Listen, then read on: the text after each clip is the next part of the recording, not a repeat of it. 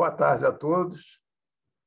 Eu sou o professor Nilo Serpa, para quem não me conhece, sou físico teórico e queria agradecer o convite do professor José Elael e de todos os colegas que se interessaram pelo meu último artigo, The Last Quitters, Nobody's Science and Physics, publicado em parceria com um grande amigo e pensador, Richard Cathcart. Eu vou compartilhar uma apresentação para facilitar a sequência lógica do que eu vou abordar, uma vez que são muitos aspectos. Então, para a gente não se perder e não deixar de falar coisas importantes.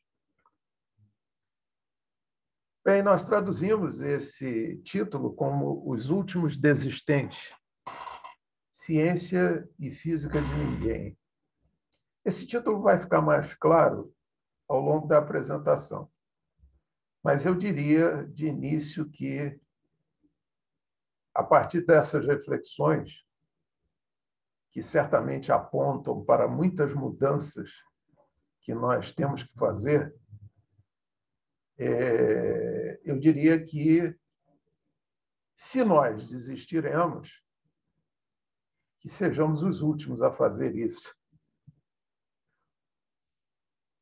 Mas o título vai ficar mais claro ao longo do discurso. Bom, para contextualizar um pouco os colegas, no que diz respeito ao que motivou a publicação desse artigo, como ele surgiu, é interessante saber que eu e o Richard participamos de um grupo totalmente informal, sem agenda, sem nenhuma obrigatoriedade de participação. Um grupo de cientistas unidos por um fio filosófico, um fio de desejo em discutir a civilização, algo que não se faz há muito tempo. Como dizia o nosso saudoso Milton Santos, nós não discutimos mais a civilização. Tá? Nós discutimos a alta do dólar, nós discutimos o comportamento da Bolsa de Valores, discutimos quais são os próximos modelos de automóvel para substituição do automóvel que nós temos, discutimos o novo modelo de celular, ou seja, discutimos trivialidades nesse modelo perverso de mercado que se instituiu no mundo. Essa visão consumista, né, certamente tem nos conduzido por caminhos que não mostram uma perspectiva muito salutar para a humanidade. De maneira que esse grupo, que é um grupo multidisciplinar, nós temos físicos, astrônomos, biólogos, químicos, esse grupo tem essa preocupação em discutir a civilização, o processo civilizatório, os rumos da humanidade. E, discutindo ciência de uma forma geral, de vez em quando sai um artigo interessante. Artigos de física, artigos de geoengenharia, artigos sobre educação, artigos sobre biologia, tecnologia de uma forma geral. E sempre nesse debate, sempre nessa reflexão e principalmente chamando atenção para um fenômeno que já vem acontecendo desde a década de 90. Estamos substituindo gradualmente a ciência pela tecnologia. estamos nos acomodando aos aparentes confortos que a tecnologia traz e, com isso, deixando de refletir, deixando de pensar e, como eu costumo dizer entre os meus colegas físicos, nós estamos usando e abusando da integração numérica para resolver problemas e, viciados nisso, estamos deixando de ser analíticos. E, seguramente, o prejuízo intelectual disso é imensurável. E não vai aqui nenhum discurso contra a tecnologia. Pelo contrário, a tecnologia ela tem o seu lugar, ela nos ajuda muito. Nós avançamos muito em função do avanço tecnológico. Mas nós não podemos criar uma limitação do pensamento em função do sucesso da tecnologia. O que se mostra letal para o desenvolvimento social da humanidade e para o processo civilizatório. Então, esse grupo se propõe a fazer essa discussão e a trazer alguns resultados interessantes, como, por exemplo, esse nosso artigo. Recentemente, nós perdemos aqui o nosso colaborador, Alexander Bolonkin, trabalhou durante muitos anos na NASA, foi preso na União Soviética, permaneceu mais de uma década preso. Quando saiu, pediu asilo político aos Estados Unidos e lá prestou muito serviço à NASA como especialista em engenharia aeroespacial, deixou aí 17 patentes, publicou conosco, uma pessoa extraordinária. Todos aqui são extraordinários. Professor Milan Cirkovic, do Observatório Astronômico de Belgrado, com quem interagi muito. Ele publicou um livro belíssimo sobre o paradoxo de Fermi e carinhosamente me enviou um exemplar do livro. Eu escrevi um artigo sobre o paradoxo de Fermi e ele foi o revisor do artigo, inclusive. Tivemos uma interação muito produtiva.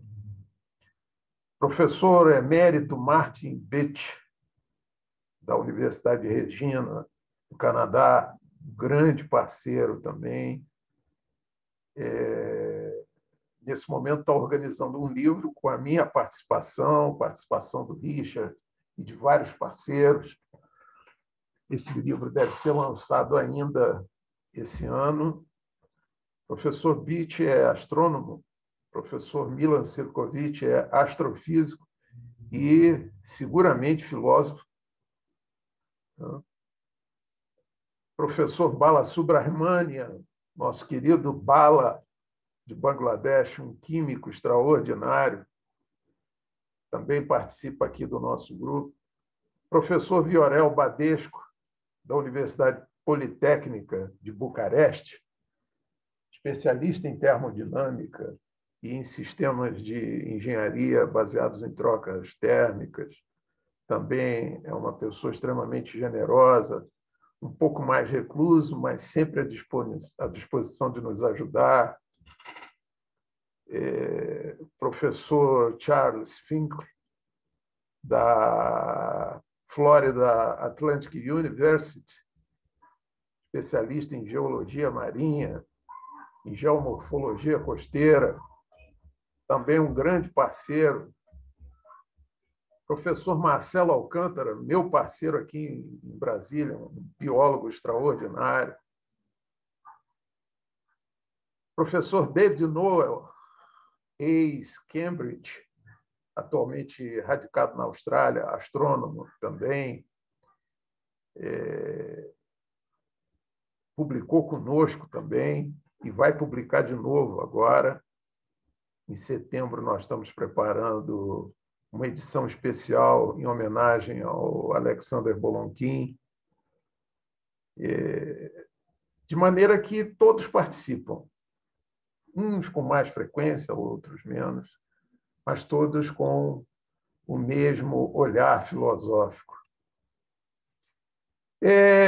Parte dessa provocação do artigo veio de uma análise de um físico e novelista britânico, Snow, falecido em 1980, sobre a divisão da cultura em dois grandes braços. Por um lado, as ciências exatas, por outro lado, os humanismos e a filosofia. Ou seja, perfis de pessoas voltadas para as ciências exatas que ignoram completamente o outro lado, ou seja, a filosofia, a arte, a literatura, e, ao contrário, né? Perfis nitidamente humanistas, com vocações filosóficas, artísticas, totalmente desconhecedores das ciências exatas. Essa divisão, que ficou bem marcada na segunda metade do século XX, muito embora ela tenha começado no início da civilização industrial, provocou uma verdadeira estagnação do conhecimento, que é o que nós presenciamos hoje.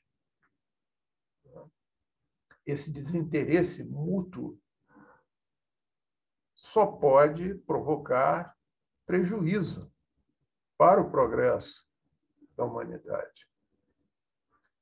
E isso fica bem claro quando a gente olha, né, para esse cenário mundial de consumismo, de modelo de mercado, onde cada vez mais nós estamos nos tornando meros espectadores, né, observando simplesmente o tempo passar e o que está acontecendo à nossa volta, sem nenhum ânimo, sem nenhum estímulo para alguma intervenção, sem nenhum interesse declarado por uma mudança.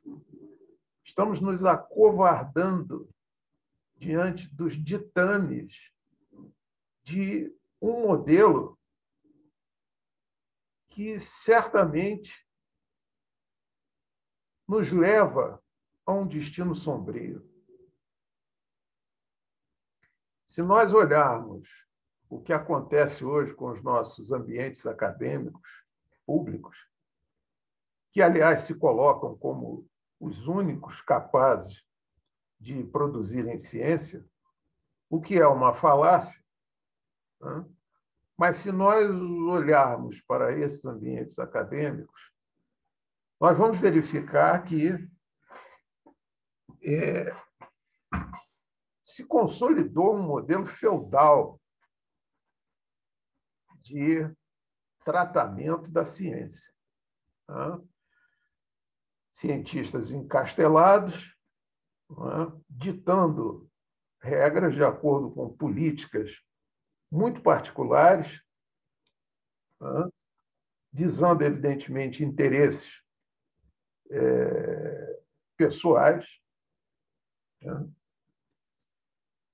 E some-se a isso o crescimento daquilo que a gente chama de pós-modernismo, né, que foi uma continuação piorada do modernismo, que se acentuou muito a partir da Guerra Fria.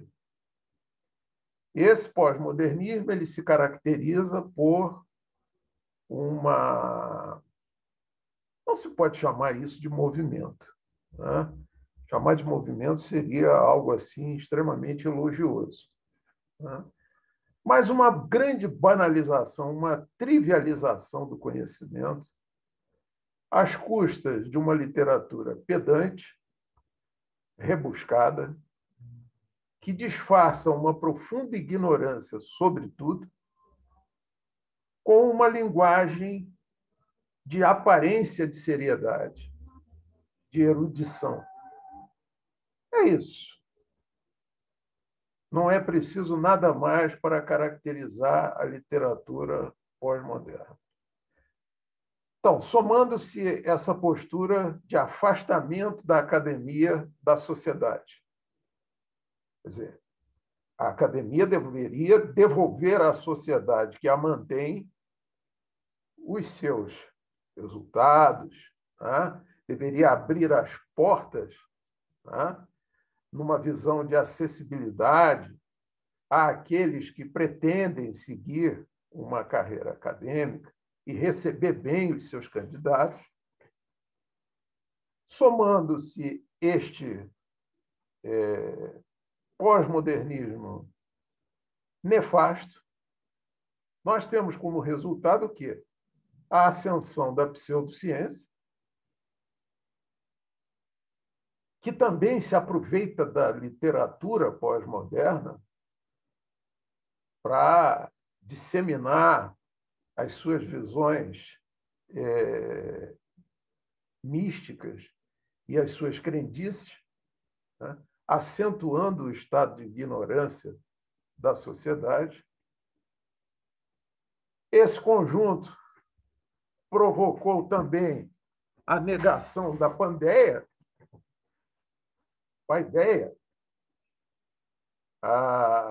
o sistema de ensino da Grécia Antiga, né? Formação ética envolvendo matemática, geografia, ginástica, história natural, filosofia, retórica, né? Numa visão multidisciplinar de concatenação de tudo com tudo, né? A importância da formação ética a partir desse conhecimento, né? Multidisciplinar. Então, nós estamos negando a paideia, que é, querendo ou não, a base modelar da cultura ocidental. Então, isso vem acentuar uma mediocrização intelectual, porque nós temos vários cientistas, né, por exemplo, vários físicos totalmente desinteressados de filosofia, chegam até, em alguns casos extremos, a fazer pouco caso da filosofia. Ora, a filosofia é um instrumento de refinamento e elaboração das ideias. É anterior ao processo de modelagem formal. Quando você modela um problema físico a partir de uma reflexão filosófica que já foi feita anteriormente, a interpretação do seu modelo é automática, é clara. E assim trabalharam os grandes físicos. Basta ver o trabalho, o posicionamento filosófico de Heisenberg, de Bohr, de Jordan, o próprio Einstein, que, embora a gente não caracterize como um filósofo propriamente, mas é claro, está claro na obra do Einstein a preocupação com a reflexão filosófica sobre os conceitos que ele desenvolveu. Sem falar nas influências de filósofos que ele mesmo reconhece que sofreu. Ernst Mach, por exemplo, que era físico, mas era mais filósofo do que físico, influenciou muito Einstein. Spinoza influenciou muito Einstein. Então, não adianta querer fazer. Essa separação é uma mostra de ignorância, né? E só pode trazer prejuízos para a ciência e para o conhecimento de uma forma geral. Felizmente, nós temos alguns físicos importantes que dão o devido valor à filosofia. Tá? O Rovelli, o Smolin, o Bayes, sempre fazem referência à importância né, de se aumentar a participação da filosofia nas discussões científicas. E, por último, isso tudo provoca o quê? Vai na direção da exclusão social, ao contrário do que se quer. A gente quer inclusão, né? Aproximar ciência e sociedade, né? Abrir as portas para quem quer seguir uma carreira acadêmica, e não essa reclusão, né? Essa separação, esse afastamento. Afinal de contas, é a sociedade que contribui para que a ciência funcione. Né? Quanto a essa questão, né, da adequação de perfis, né, eu fiz aqui uma referência a uma biografia deixada pelo Planck, onde ele relata que aprendeu muito pouco com as aulas do Helmholtz e do Kirchhoff, porque, segundo ele, não eram bons professores. Né? O Helmholtz errava tudo que escrevia no quadro, tinha que recorrer a uma cadernetinha dele, que ele também se perdia na caderneta, e as aulas iam minguando. No final da aula não tinha praticamente ninguém. Né?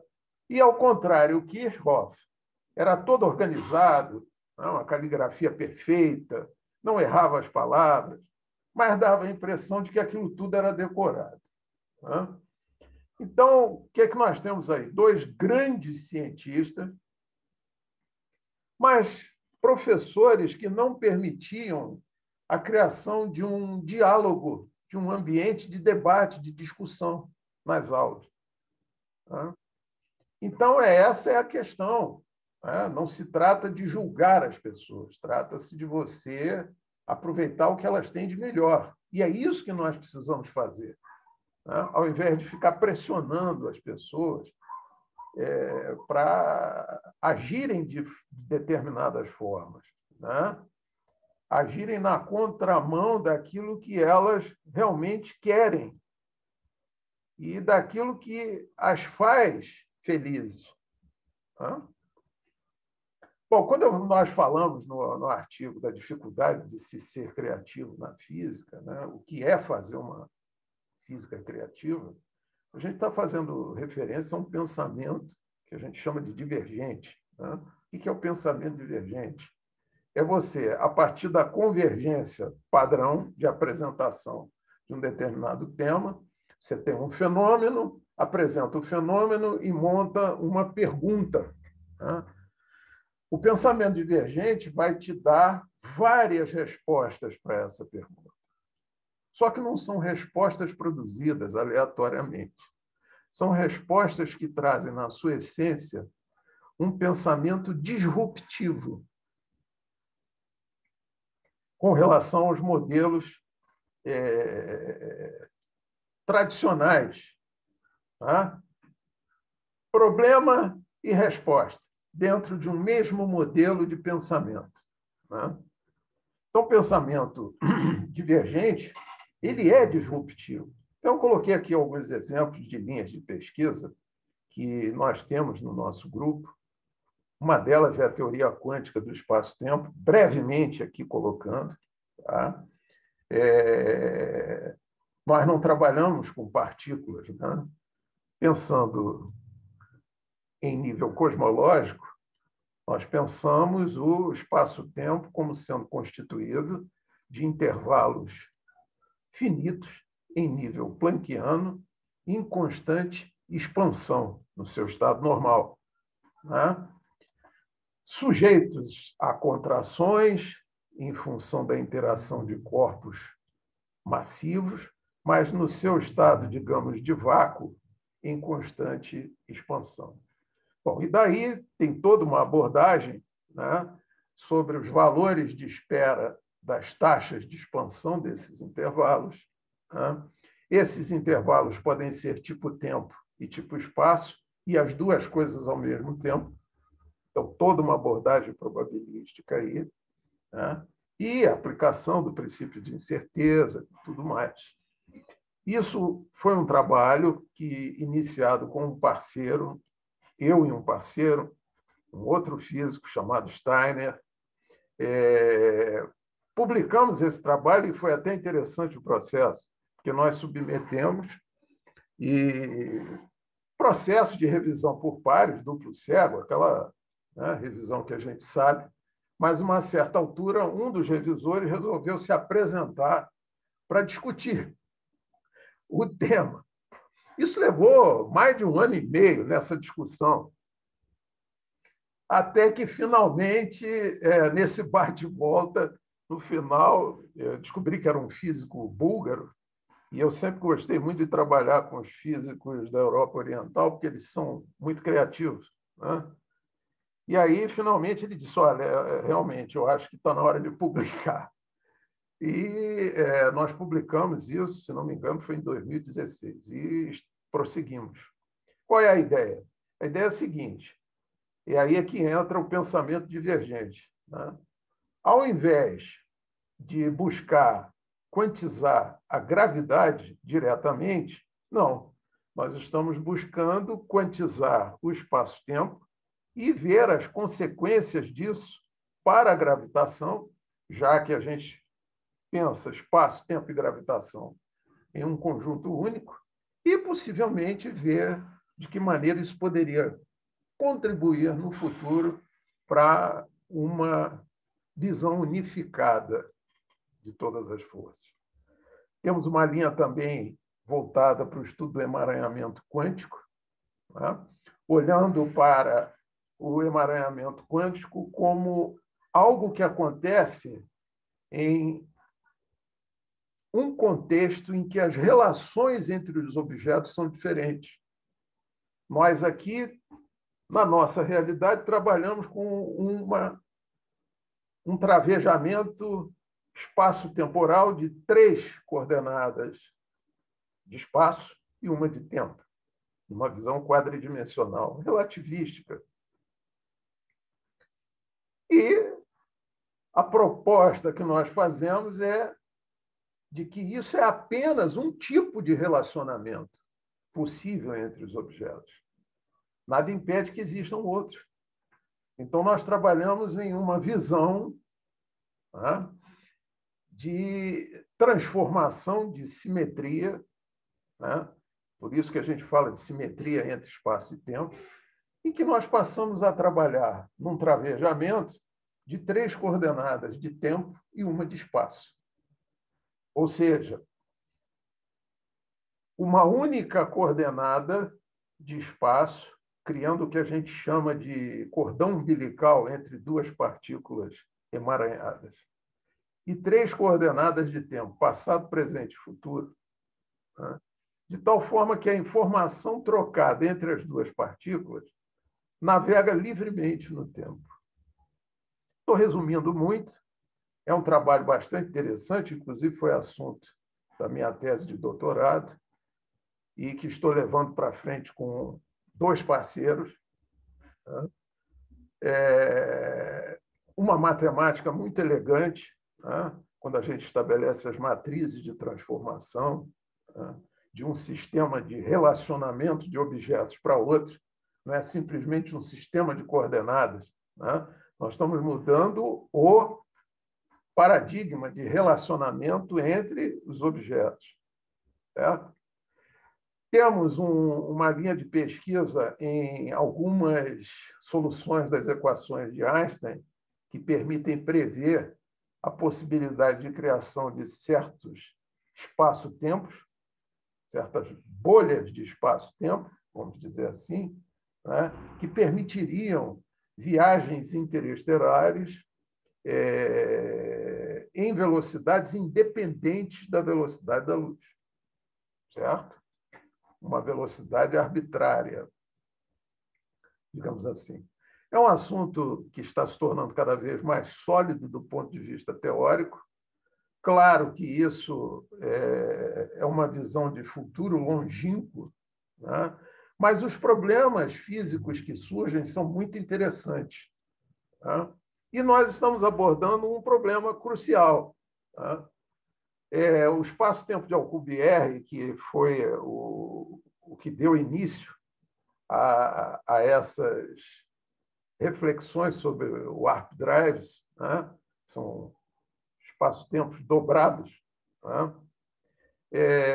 trouxeram uma série de problemas. Por exemplo, energia negativa, quantidades absurdas de energia para você gerar um warp drive. Tá? Então, uma série de problemas. Hoje nós temos alguns modelos derivados do modelo original de Alcubierre, que não necessitam de energia negativa, mas as ordens de grandeza são absurdas, né, em termos de energia. Mas há problemas ainda básicos. Por exemplo, a métrica de Alcubierre e as métricas semelhantes que vieram depois trazem na sua estrutura uma chamada shape function, que é a função que define a forma do warp drive. Essa função hoje é inteiramente arbitrária, ninguém sabe quem é a shape function. E, no entanto, a abordagem que nós estamos fazendo é no sentido de mostrar que a shape function ela é definida no momento em que se cria o warp drive, ou seja, são as condições de criação do warp drive que vão definir quem é a shape function. E não a shape function alguma coisa que é presumida depois da criação do warp drive. Então, nós estamos trabalhando com alguns modelos que mostram que essa função não é tão arbitrária assim. Ela depende da maneira como o warp drive é criado. Também é uma pesquisa muito interessante. Além disso, temos estudos sobre a segunda lei da termodinâmica, desmistificando a entropia, no sentido de livrar o conceito de entropia do idealismo que o acompanhou em função da civilização industrial, né? Porque era muito difícil você disseminar um conceito que traz a ideia de que tudo se degrada no momento em que a civilização está em um processo de assumir o progresso como algo construtivo e perpetuante. Né? Então, ideologicamente, o conceito sofreu interpretações, né, de acordo com essa tendência, até porque os fundadores da termodinâmica, Clausius, Carnot, Clapeyron, essa turma não estava preocupada com abstração, eles estavam preocupados em construir máquinas mais eficientes. Essa é a questão. Né? Hoje nós temos uma visão de aplicação do conceito de entropia muito maior, né? À medida em que hoje nós temos uma cosmologia avançada, nós temos toda uma visão da física que não existia naquela época. Né? Trabalhamos nessa linha e trabalhamos também numa aproximação da física com as questões ambientais, no sentido também de trazer alunos interessados para a física, aproximando mais a física da nossa realidade. Esse é o grande problema, né, do ensino tradicional. As coisas são apresentadas de forma estanque. Né? Acabou uma disciplina, vai para outra, depois vai para outra. E as conexões nunca aparecem. Tá? Muito bem. Bom, aqui é um esquema que eu montei em função dessa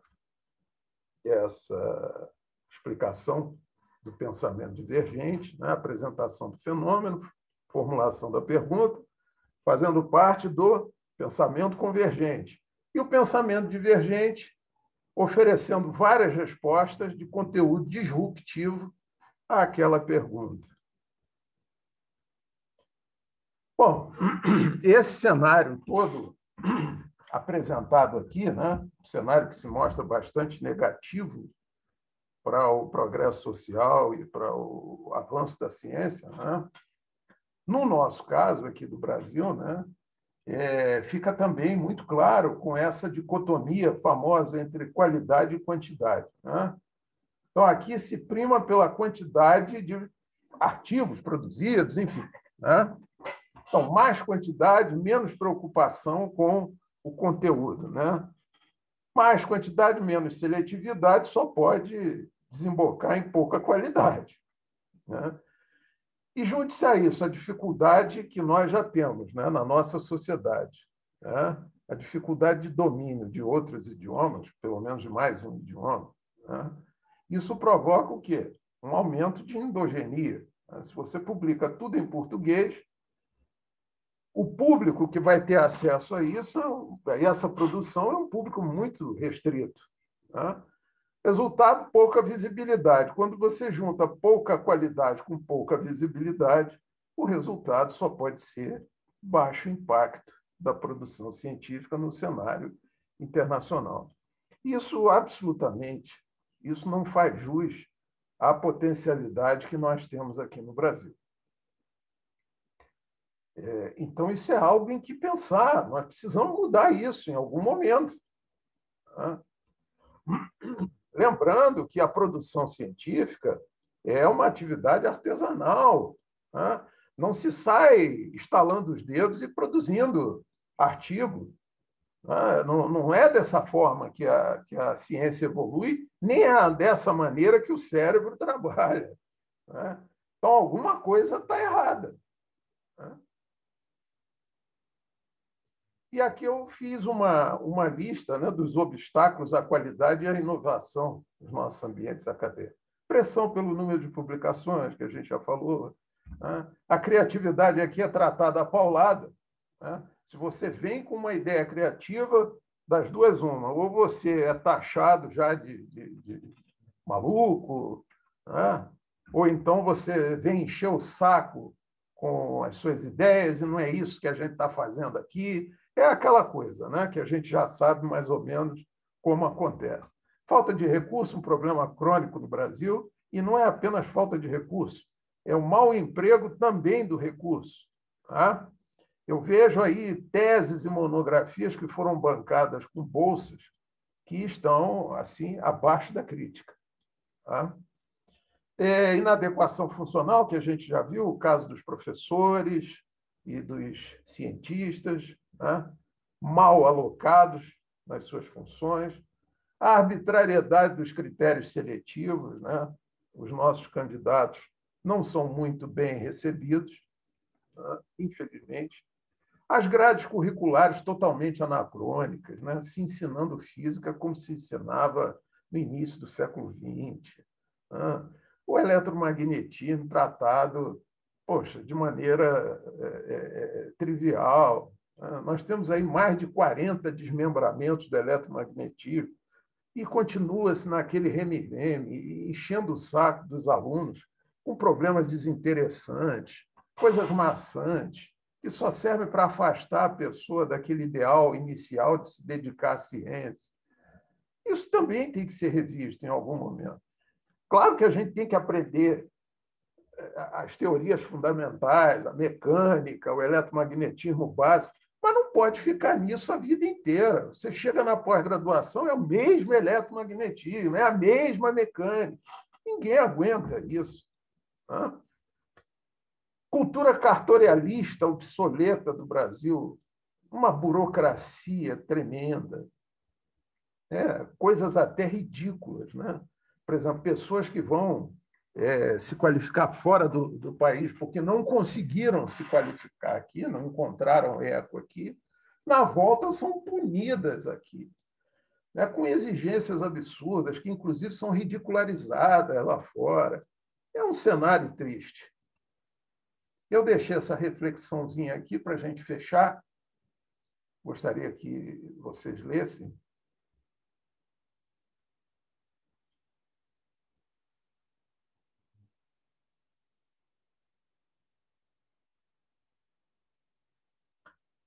É isso, né? Precisamos receber bem os jovens sonhadores, né? Se a gente não se acha em condições de desempenhar o sacerdócio do orientador, então a gente deve se afastar dessa atividade. Temos que ter senso autocrítico, não é isso? E dar lugar a quem possa desempenhar isso, né, com amor, né? Pessoal, essa é a mensagem que eu gostaria de deixar. Eu coloquei aqui meus contatos por e-mail e quem quiser conhecer a revista Calibre, da qual eu sou fundador e editor, está aqui o endereço também. Quem quiser participar, quem quiser manter contato, eu estou à disposição. E, de novo, agradeço a oportunidade de participar. Eu tenho ótimas recordações do CBPF, aprendi muito com o professor Elael, com o professor Sebastião Alves, com o professor Antônio Teixeira. Foi uma fase muito boa, cursei muitas disciplinas no CBPF que me ajudaram muito posteriormente. De maneira que eu espero participar de novo, de alguma forma. Ok? Um grande abraço aí para todos, tudo de bom e nos vemos em breve. Tchau, tchau. Se cuidem, hein?